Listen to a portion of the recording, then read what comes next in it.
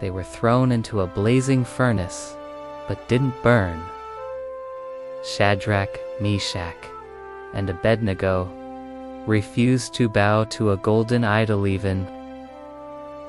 The king ordered the fire 7 times hotter and threw them in. But instead of burning, they walked inside the flames unharmed. And suddenly, a 4th man appeared with them looking like a son of God. Want to know who that 4th person was? And why they didn't even smell like smoke? Click the related video right here to watch the full story now.